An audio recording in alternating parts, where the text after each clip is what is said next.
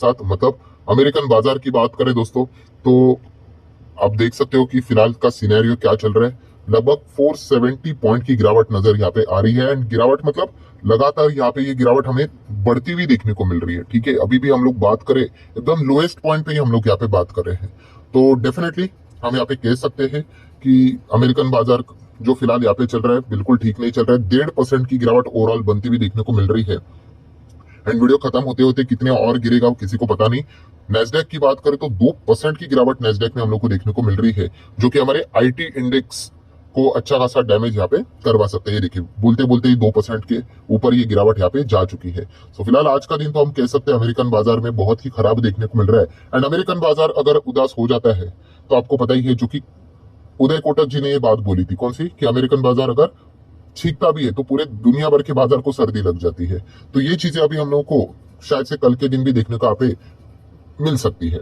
Next अगर हम लोग बात करें हमारे बाजार के जो एडीआर जो अमेरिकन बाजार में चल रहे कैसे चल रहे हैं, तो इन्फोसिस का एडीआर 1% डाउन, आईसीआईसी बैंक 2% डाउन, एचडीएफसी बैंक की बात करें तो 1% डाउन, विप्रो की बात करें तो चलिए इतना नहीं गिर रहा है, 0.31% ही।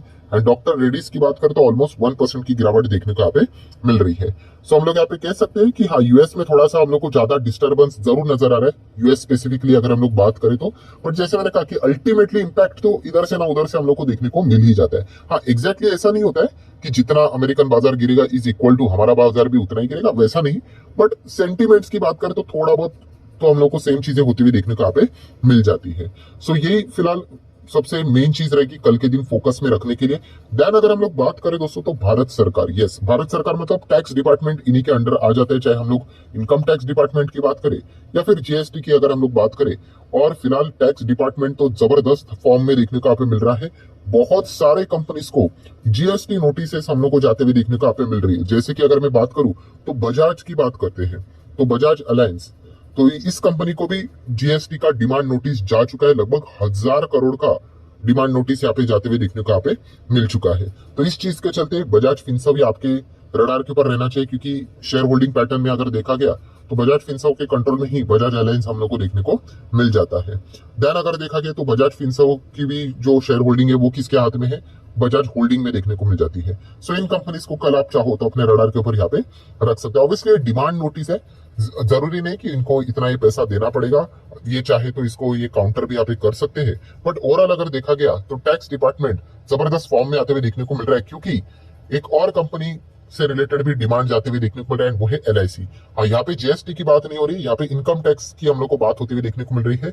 समवेयर अराउंड एलआईसी को 84 करोड़ का इनकम टैक्स पेनाल्टी नोटिस यहाँ पे जा चुका है।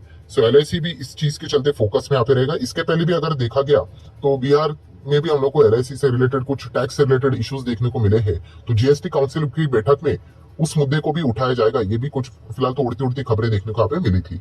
तो एलआईसी भी इसी चीज के चलते फोकस में रहने वाला है। सो वैसे तो देखा गया तो एलआईसी आप सभी लोगों को पता ही है, हम जब तक ये इसके पुराने लेवल को अचीव नहीं करेगा तब तक एलआईसी के बारे में हम लोग ज्यादा सोचेंगे नहीं। ये ऑलरेडी हम लोगों ने यहाँ पे सोच के पहले से ही रखा हुआ है। सो जिस दिन एलआईसी वापस कम बैक करेगा उस लेवल पे जहां से उसने शुरुआत की थी, फिर एक बार स्टडी करेंगे कि कैसा रहेगा परफॉर्मेंस करके। सबसे बड़ा प्रॉब्लम क्या है कि हाँ, ये कंपनी इतनी बड़ी है कि अभी सरकार को आने वाले समय में और स्टेक बेचना पड़ेगा। ये तो अभी तो जस्ट उन्होंने शुरुआत की थी, तो ये बहुत सारी चीजें हम लोग को देखने को मिलने वाली। सो जब से शुरू हुआ है तब से लेके अभी तक एलआईसी ने इन्वेस्टर का पैसा डुबाई है। 22% की गिरावट अभी तक देखने को आप मिली है। एंड इनके लिए खराब पॉइंट ये भी है कि यस, अदानी ग्रुप से रिलेटेड भी इनका बड़ा एक्सपोजर हम लोग को देखने को मिल जाता है। तो जब भी अदानी ग्रुप से रिलेटेड कुछ भी खबर आ जाती है तो एलआईसी के शेयर में भी हम लोग को वो हलचलें देखने को मिल जाती है। नेक्स्ट अगर हम लोग बात करेंगे टैक्स डिपार्टमेंट के ही चीजों को कंटिन्यू करेंगे, तो मारुति सुजुकी की भी अगर हम लोग बात करें दोस्तों, तो इनसे रिलेटेड भी सेम चीजें हम लोग को देखने को मिल रही है कि मारुति सुजुकी रिसीव्स 2100 करोड़ के आसपास draft income tax assessment order. तो ये सारी चीजें हम लोग को फिलहाल तो बार बार यहाँ पे टैक्स डिपार्टमेंट से रिलेटेड ही देखने को यहाँ पे मिल रही है। तो ये कुछ ऐसी कंपनी है जिनके ऊपर आप फोकस यहाँ पे जरूर रख सकते हो। नेक्स्ट अभी हम लोग बात करेंगे दोस्तों तो वर्ल्ड बैंक से रिलेटेड। सो वर्ल्ड बैंक ने हमारे भारत देश के लिए कुछ कमेंट्री यहाँ पे दी है, किस चीज से रिलेटेड, तो हमारे भारत देश का जीडीपी कैसा रहेगा उसका अनुमान उन्होंने यहाँ पे बताया है, जो कि है 6.3%। यस, मतलब ग्लोबली मार्केट में मतलब इतना ज्यादा हम लोग को प्लस माइनस देखने को मिल रहा है, उसके बावजूद वर्ल्ड बैंक का ये कहना है कि हमारा जो जीडीपी का ओवरऑल परफॉर्मेंस रहेगा ये फाइनेंशियल ईयर 24 की बात हो रही, कब खत्म होगा ये? 31 मार्च 2024 को। सो ये पूरे साल भर का परफॉर्मेंस जो रहेगा, अभी 6 महीने और बाकी है कंप्लीट होने के लिए, तो टोटल हमारा जो जीडीपी का परफॉर्मेंस रहेगा वो 6.3% के आसपास यहाँ पे रह सकता है। कितना सही जाता है गलत जाता है ये तो 31 मार्च खत्म होने के बाद ही हम लोग को पता चल जाएगा। बट ओवरऑल अगर देखा गया तो जीडीपी के हिसाब से हमारा ही देश में ज्यादा अच्छी ग्रोथ देखने को मिले, बाकी देश में क्या ही ग्रोथ होगी, ऑलरेडी बहुत सारी जो डेवलप्ड कंट्रीज है वहां पे तो ग्रोथ हो ही चुकी है। ठीक है, तो हमारे ही देश में ये ज्यादा चीज, इसीलिए तो इन्वेस्टर यहाँ पे ज्यादा फोकस करते हुए देखने को मिल रहे हैं। नेक्स्ट अगर हम लोग यहाँ पे बात करेंगे दोस्तों, तो यस, गोल्ड की बात करें तो गोल्ड जबरदस्त तरीके से हम लोग को गिरते हुए देखने को मिल रहा है। 60 का लेवल टूट नहीं रहा था, अभी 60 का लेवल जैसे टूट गया तो 59,500, देन 59,000, देन 58,500, लगातार गिरावट हम लोग को देखने को मिल रही है। एंड फिलहाल एक्सपर्ट की बात माने तो यहाँ पे फिलहाल गोल्ड के साथ साथ सिल्वर का भी जो गिरावट देखने को मिल रही है और भी फर्दर यहाँ पे गिर सकते हैं। सो डेफिनेटली हम लोग यहाँ पे कह सकते हैं कि ये सारी चीजें आने वाले समय में इक्विटी मार्केट के साथ साथ गोल्ड मार्केट में भी थोड़ा बहुत यहाँ पे तकलीफें क्रिएट यहाँ पे करवा सकती है। नेक्स्ट अगर हम लोग बात करेंगे दोस्तों, तो क्रूड ऑयल में भी अगर बात करें तो हरा निशान आज के दिन थोड़ा बहुत देखने को मिल रहा है, बट स्टिल ओवरऑल अगर हम लोग बात करें 90 प्लस ब्रेंट चलते हुए देखने को मिल रहा है। डब्ल्यूटीआई की भी बात करें ऑलमोस्ट उसी के रेंज में हम लोग को देखने को मिल रहा है। सो इतना हायर लेवल का क्रूड हम सभी लोगों के लिए सरदर्दी साबित यहाँ पे हो जाता है। नेक्स्ट अगर हम लोग यहाँ पे बात करेंगे एफआईएस डीएस एक्टिविटीज, तो डीएस 1300 करोड़ की बाइंग कर चुके हैं, बट एफआईएस लगातार सेलिंग यहाँ पे चल ही रही है और नेट सेलिंग कितनी है? 2000 करोड़ से भी ज्यादा। सो फिलहाल अगर देखा गया जो माहौल था उस हिसाब से सेलिंग है। आज का जो गिरावट यहाँ पे देखने को मिल रहा है अमेरिकन बाजार में, उस हिसाब से कल अगर बाजार में हमारी बड़ी गिरावट अगर हो जाती है तो एफआईएस की ओर से बड़ी सेलिंग भी एक्सपेक्ट की जा सकती है। तो देखना पड़ेगा कि कितना अगर वो माल बेचते हैं तो कितना वो एग्जिट कर लेते हैं करके। देन नेस्ले इंडिया के और ऑलरेडी मैं एक डिटेल वीडियो बना चुका हूँ।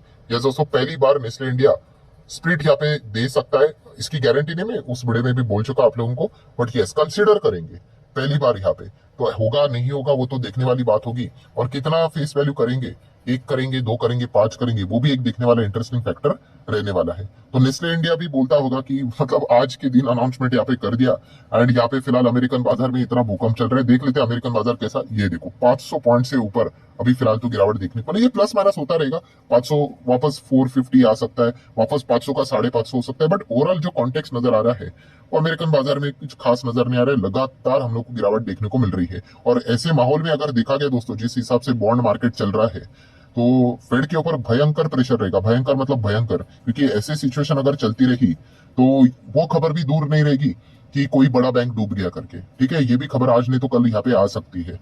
सो बहुत ज्यादा इशू हम लोग को देखने को मिल रहा है, इतने हायर रेट्स रखना बहुत ज्यादा दिक्कत यहाँ पे हो सकती है।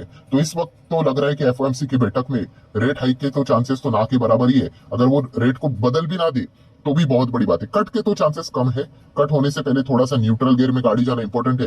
वो जिस प्रकार से पॉवेल जी ने पहली कमेंट्री करके रखी थी, कौन सी, कि और एक रेट हाइक होगा करके। सो 2 मीटिंग्स अभी भी बाकी है ये साल खत्म होने के लिए, एक अक्टूबर नवंबर एंड में ही देखने को मिलने वाले, अक्टूबर के एंड में मतलब नवंबर के बिगनिंग में, एंड सेकंड वन दिसंबर में भी देखने को मिलने वाली है।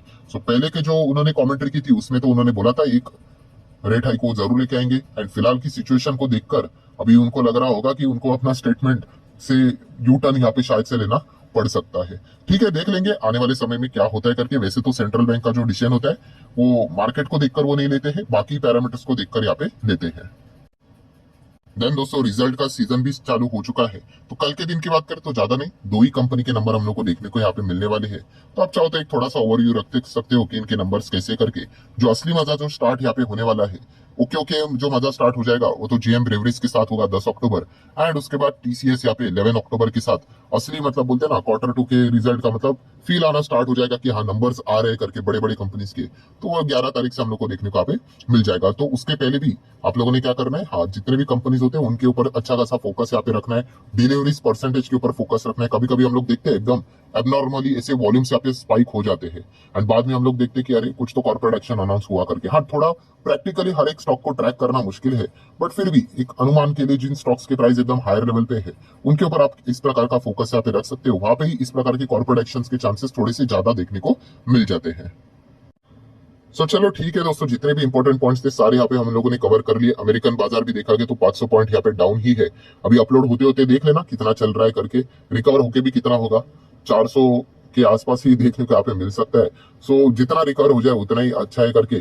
सो इस सुबह उठने के बाद भी एक बार चेक कर लेना ओवरऑल क्लोजिंग कैसी रही अमेरिकन बाजार की, तो उसी से हिसाब से थोड़ा एक अनुमान लग सकता है हमारे बाजार की ओपनिंग कैसे हो सकती है करके। सो आशा करता हूँ दोस्तों वीडियो हेल्पफुल लगा होगा, तो चाहो तो इसको लाइक एंड शेयर कर सकते हो। एंड डिमैट अकाउंट अगर आपने अभी तक ओपन नहीं किया है तो लिंक नीचे डिस्क्रिप्शन में 25 वीडियो की लिस्ट आपको बिल्कुल फ्री ऑफ कॉस्ट मिल जाएगी। आपका नाम, कौन सा अकाउंट आपने लिंक के थ्रू ओपन किया, प्रॉपर्ली कमेंट में मेंशन कर देना।